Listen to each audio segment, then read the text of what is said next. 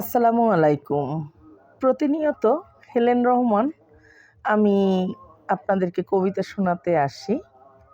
আজও এলাম ধারাবাহিকতা রক্ষা করার জন্য। এখন আম দেখা যায় প্রায় সময়ই অধিকাংশ ক্ষেত্রে আমি আপনাদেরকে প্রেমের অথবা বিরহের এই টাইপের কবিতাই বেশি শুনিয়ে আসছি। আজ একটু ভিন্ন ধরনের কবিতায় চলে যাই।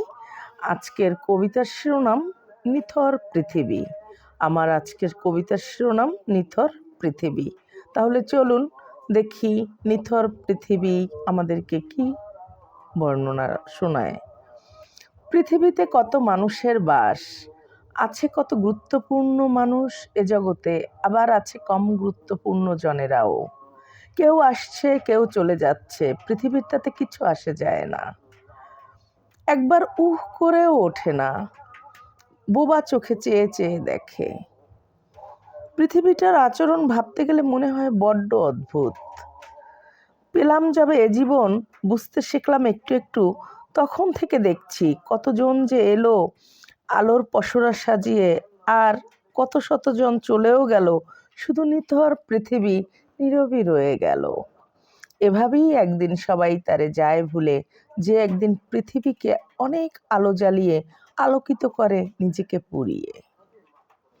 সত্যি কথা বলতে কি, কারো জন্য কিছু রয় না থেমে।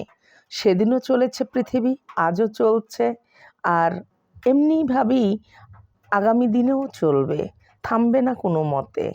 ইসরাফিল আলাইহিওয়াসাল্লামের শিঙা বাজবার আগে।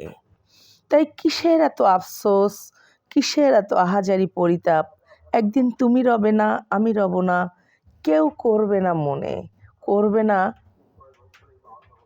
করবে না হাহুতাশ। কি নির্মম এ আসা যাওয়ার মেলা। কবিতার নাম ছিল নিথর পৃথিবী। তাহলে আজ এ পর্যন্তই।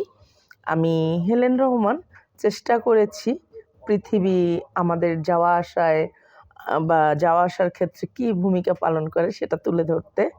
আশা করি আপনারা নিশ্চয়ই বুঝতে পারবেন আমার বর্ণনাকে। সবাই ভালো থাকুন, সুস্থ থাকুন এবং আমার জন্য দোয়া করবেন। আমি হেলেন রহমান যেন সুন্দর সুন্দর কবিতা লিখতে পারি এবং আপনাদেরকে শুনিয়ে যেতে পারি। সবাই ভালো থাকুন। শুভরাত্রি। আসসালামু আলাইকুম।